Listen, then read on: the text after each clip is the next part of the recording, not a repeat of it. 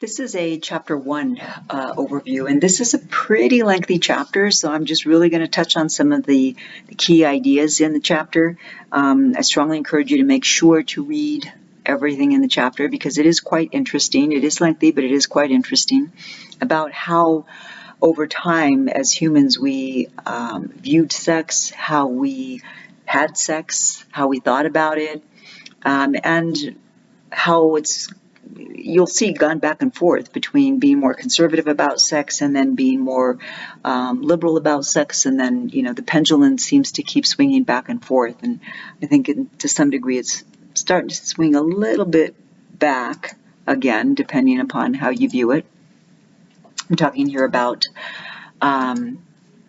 the Florida law that was recently signed by Governor DeSantis that prohibits teachers from talking about gay, lesbian, bisexual, or transgender individuals in the classroom, and so it's been dubbed the "Don't Say Gay" law. And I saw in the news today that I think it was 14 other states, something like that. About 14 other states are also considering laws that are like that as well, and they're typically in the South and the Midwest. So first off, one thing to know about human sexuality is that it is, of course, sexuality is a very human thing. We are the only species on this planet who have gone beyond just having sex to creating ideas about sex, laws about sex, customs, fantasies, even art about sex and love. We created mating rituals, right? Who can date whom? And in the past, young men were supposed to ask for the hand of the young woman from her father, and all of those kinds of things. The laws, the customs, the fantasy, the art based on sexuality, all of these types of things. Only humans have created among all the species on this planet. In fact, if you think about it, today you can get a PhD in human sexuality, and you would not have been able to do that in the 1950s or in the 1800s or before that. So being able to study ourselves and our sexuality is something that has really come full circle. The media has greatly impacted the way we think about sex, how we view it, and of course how we even think about relationships. There's a clip there I put in. You can watch it. It's on YouTube if you want to take a look at that. We also know that social networking sites and dating apps and dating sites and all of those things have enabled us to communicate with people and talk with others digitally that we just couldn't do 25 or more years ago. We just couldn't do that. And so for better, for worse, because certainly nothing is ever all positive or all negative, or almost nothing. There are certainly some good things about social media sites and apps, etc., and dating sites and apps, but there are also some potentially negative things as well. One thing to think about in terms of humans as we have evolved, as of course, anthropologists and historians tell us that at one point in time humans were quadrupeds, that is, we walked on all fours, like most animals. But over time we began to stand upright. Well, once we began to stand upright, the way that we were having sexual intercourse as humans changed. We could still have rear entry sex as we had been, but now, of course, being able to face one another was something that had not been done before. And so, of course, now different body parts are emphasized, particularly of the female, breasts and the clitoris, etc. So we're going to focus on several different periods here in this chapter. I'm going to get to ancient Egypt. Ancient Egypt condemned adultery, and it appears to have been a common idea that adultery was bad. Women, though, were allowed to divorce their husbands, and that wasn't allowed in other cultures. So though women were mostly secondary to men. They did have the right to divorce a male. However, the Egyptians also did have female princesses and queens. They were a little bit more, perhaps, willing to allow women to have a greater part in society than in some other cultures, early cultures like this. Male circumcision also was performed in Egypt and maybe other parts of Africa, historians believe. Contraception was used by some women. They inserted sponges or other objects, sometimes either mud or even animal dung mixed in with, say, some hay or something to try to make it, more, less likely to break apart because of the straw. And they put that up inside their vaginas. Now, people didn't really understand exactly how a woman became pregnant, but there was enough of an understanding that, when a man ejaculates inside a woman, eventually she'll end up pregnant. And so there were some early forms of contraception. Now, while prostitution was very common in ancient Egypt, in fact, there were temple prostitutes. These were prostitutes who often were outside temples and greeted worshipers as they were leaving and do a brisk business. Abortion, of course, was forbidden because there was a great value placed on having as many children as possible. And of course, we know mostly about the history of men during this time period because for a lot of women, they were not literate and they were poor, and so their voices were silenced. Hebrew, the ancient Hebrews. Okay, you see the years there, 1000 to about 200 before the Common Era. Before the Common Era and Common Era are the abbreviations now, BCE and CE, are the abbreviations that academics now use instead of saying BC and AD. BCE, before the Common Era, typically meaning before Jesus Christ was born, and then Common Era, meaning after Jesus Christ was born. So in case you were wondering where those came from, academics are using those. I think for a lot of religious people, they're still using BC and AD. The Hebrew Bible contains very explicit rules about sexual behavior, including adultery, same-sex intercourse, incest, and this Hebrew attitude, very conservative attitude towards sexuality, not only formed the basis of sexual attitudes in the West at that time, but it continues to influence how many countries, even westernized countries, view sex and sexuality. And one thing to know about the Hebrew Bible is that the Old Testament is the same thing as the Hebrew Bible. Okay, so these two religions just call it different things, but it's essentially the same thing. Ancient Asia, so we're thinking here about India and China in particular. In India, marriage was something that was viewed as a very positive thing in a person's life. And even though patriarchy, men being in charge, was very strong, and female infanticide was common, because again, in a patriarchal society, men are valued over women. There was a work produced, and you've probably heard of it. It's called the Kama Sutra. And if you have seen what is typically published here in the United States or sold here in the United States, it's the condensed version of the Kama Sutra, and it has just the part that has all the different sexual positions. But in fact, the Kama Sutra was much more, it was a much more complex tome work. There was the discussion of, I'm getting here to ancient India here. There was a discussion about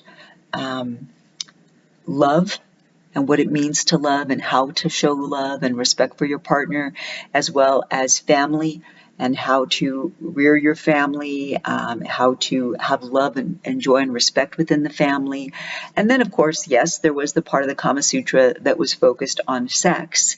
And in that part of the Kama Sutra, it was encouraged that you show your partner that you were enjoying sex, that you were liked to have sex with them, wanting to have sex with them. And so, doing things such as slapping them and biting them, little love bites and little slaps on the butt or whatever, making animal noises and, grunting, etc. Just, showing your partner how much you were enjoying having sex was part of what the Kama Sutra encouraged in the portion about sex. Now, of course, Hinduism and Buddhism. Buddhism actually began in India, although most people think it began in China. It began in India. But today, Hinduism is the religion that is most widely practiced in India. And for much of its history has been.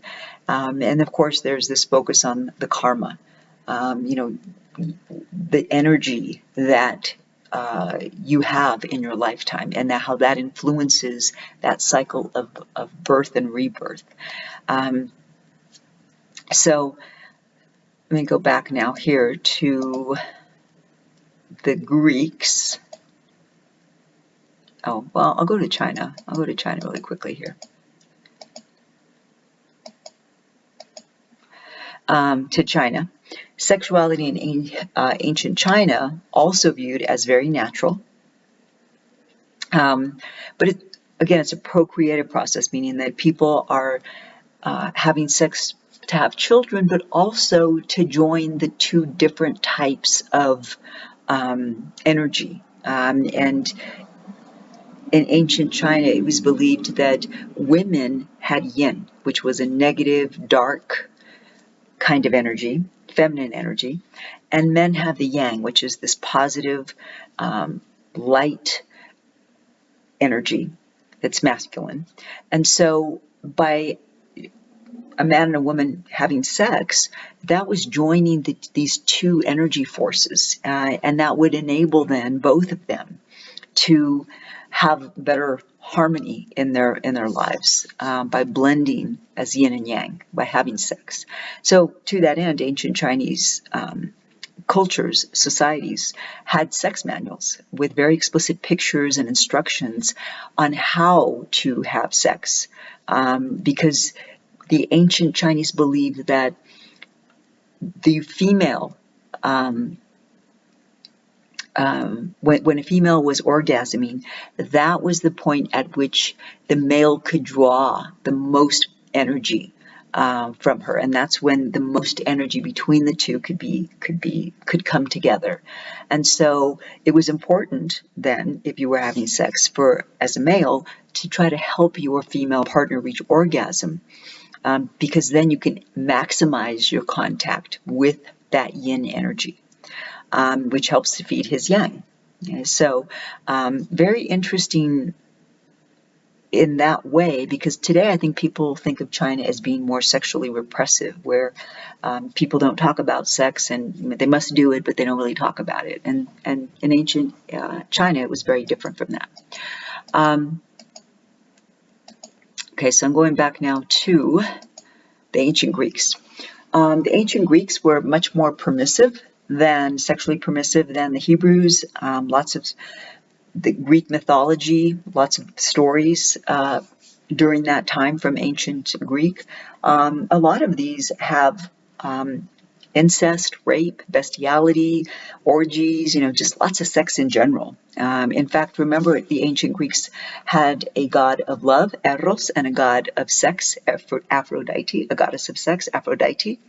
And so clearly the ancient Greeks recognized that love and sex were two different things. You could have them together or you could have them separately, but they were two different things. Pederasty was a form of, it was considered at the time to be a natural form of sexuality. And it was practiced by Socrates and other learned men like him who came, who were in their societies, they were very learned, they were wise, they were very well cultured.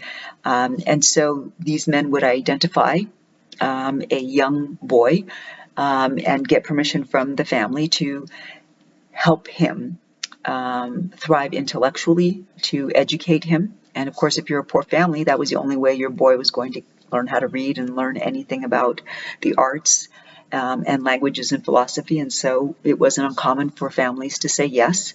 And so that education did include the intellectual component, but also the physical and the sexual components as well. In ancient Rome, ancient Romans also were quite permissive in their attitudes towards sex, particularly same-sex behaviors, which were very much legal until the 6th century Common Era. Marriage and sexual relations often were viewed not as something that you did out of love, but more as like a business proposition, right? So you married not because you loved someone, but you married the best match you could make because that person would bring you more social standing, would bring you better economic stability, those types of things. And if by some chance you happen to get some love in your relationships and some mutual respect and consideration, well, that was a happy plus, but it wasn't something that people looked for when they were marrying. Hinduism, the religion of India for most of its history. I just went over that. Sorry about that. I can read about the Kama Sutra and Tantric sex. China, good. All right, so I want now to go into Islam, which began around 500 Common Era. Muhammad, the prophet, spread the teachings of this new religion. And if you read at least translations of the Quran, because I can't read Arabic, but I've read bits and pieces of English translations of it. And what you find is that some of the Jewish ideas and some of the Christian ideas or elements are part of this new religion. Not all of them, but parts of them. For example, patriarchy, which is quite big in Hinduism as well as Hebrew, the Judaism, as well as Christian religions. Patriarchal society, very much a part of Islam, as well as thinking about modesty, particularly for women, but for men too, but particularly for women, covering their bodies so that you can't really see what the outline of the body looks like, covering even the hair sometimes, maybe even fully the face. Also, moving then into the 1300 Common Era, Renaissance. Focus is turning from intellectual and artistic thought to focus on God. So women have become more educated, more politically involved, until we see the 17th century, which would be the 1600s, where witchcraft trials begin. And many historians believe that these witchcraft trials were largely based on men's fears about women's sexuality, their intellectualism, etc.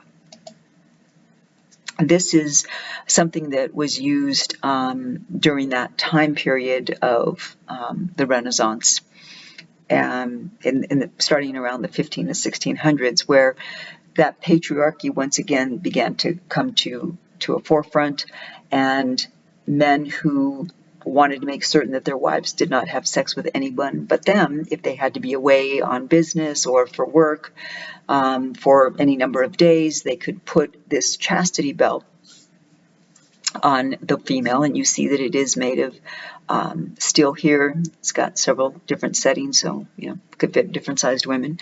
It's got this leather here to, I guess, help, so that this steel doesn't chafe too much on the body. Although it still looks uncomfortable. And then you see a lock here with the key. The man would lock the woman into this, take the key, and of course this is upside down. So you turn it over in your mind, and this part here is what goes over the vagina. So this part's around her waist. This is what's going down over her vaginal opening.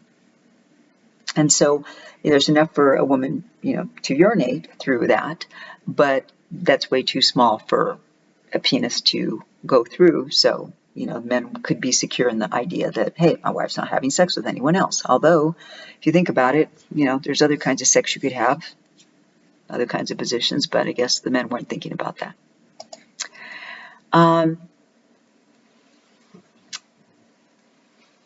Reformation period. Again, this is about the 16th century, 1500 or so. The obligation is to reproduce, to have kids. Focus is now on marital love, where there should be love in the relationship, but also women are thought to be partners in all things, not just to have children. Okay, it doesn't mean they have as many rights as men, but it's the idea that they're partners within the relationship, that men don't have the say in everything. Women have some say within the relationship as well. Divorce is allowed at this point in time, but still sex is only permissible in a marital union. Get to the beginning of the 1700s. This is the Enlightenment. Now, Enlightenment, hey, different thinking about sex. Now it's pleasurable, it's natural, it's desirable. There's this free love idea. There's premarital pregnancies and illegitimate births, but still homosexuals are condemned or persecuted. Then Victorian era, the 1800s, now we swing back to the conservative sexual attitudes. But they aren't always practiced. That's the interesting thing about the Victorian era. More so than any other period, they're much more conservative, but they don't always practice this. And so, there's all this unrequited love. If you've read any of the Jane Eyre novels and all these movies that have been made about this time period, there was all this unrequited love where somebody fell in love with person A, fell in love with person B, but person B was already engaged to person C or married to person C, and so this love could never be fulfilled. But men are still very chivalrous. They offer their arm to women as they get into carriages, and they pull out chairs for them and push them in, and they are very protective of women, because women are supposed to be very delicate and vulnerable, and they're very virtuous. Women, they don't have sex outside of marriage, and those married women who do have sex, it's only to have kids. It's not because they enjoy it, all that kind of stuff. This is an early vibrator. And I know it looks like it's like some kind of outer space thing, but it's not. This apparatus here would go against here. And the woman did not use it. The doctor used it on her. Okay, the doctor used it on her. It was believed that women who developed hysteria or depression, they had a lot of this pent-up sexual energy. And so by releasing that through use of this apparatus, it would cause her to have an orgasm, and then she would be okay.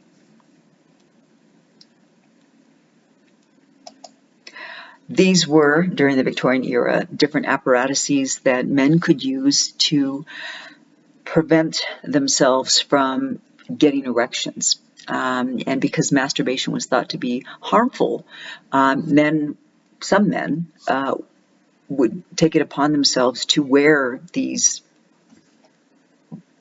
little contraptions here on their penises, and if these little barbed things are sticking into you, well, then you will not want to masturbate, because then it'll hurt even more, because those things will really stick into your penis. And also, if you're wearing one of these and you're out and about in society and you see some beautiful thing, you would not necessarily even want to have sex, because if your penis starts to get erect, then of course it's going to be painful.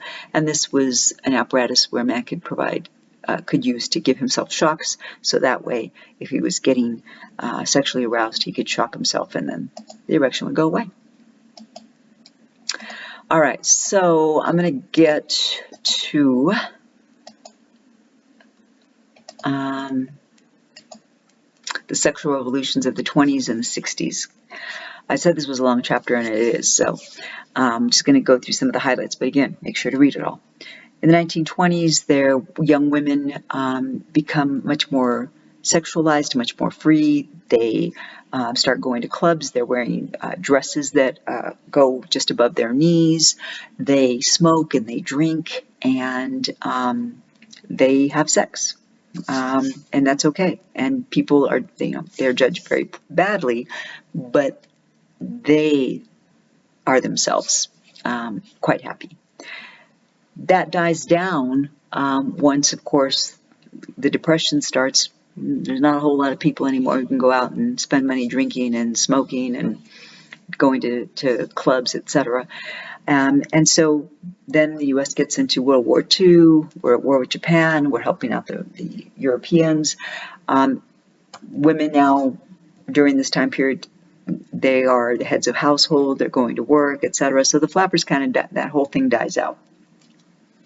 Afterward, men come home, and the rest of the 40s and the 50s, and even through the 60s, for a lot of adult women, it's more focused on, the focus is more on finding a husband, having children, having a nice house, keeping your house nice, caring for your husband, caring for your children, being this perfect woman who cares for her home and her children and her husband.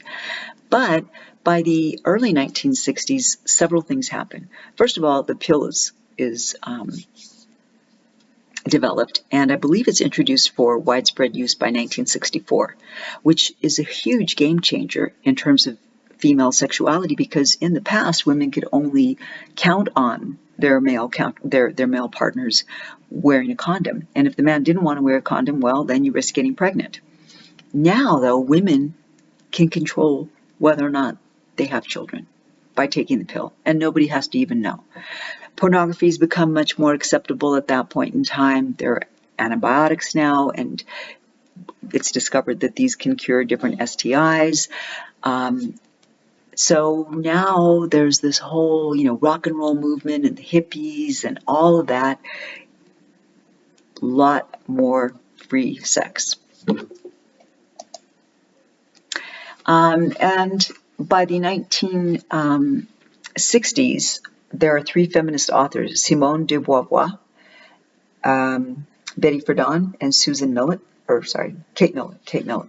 And these are all authors that I read in high school as a young female, and their ideas really did change the way I thought about myself and my place in the world.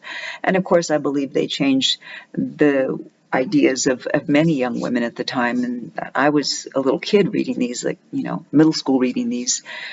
And I'm sure college-age women who were reading these were just as influenced by these books.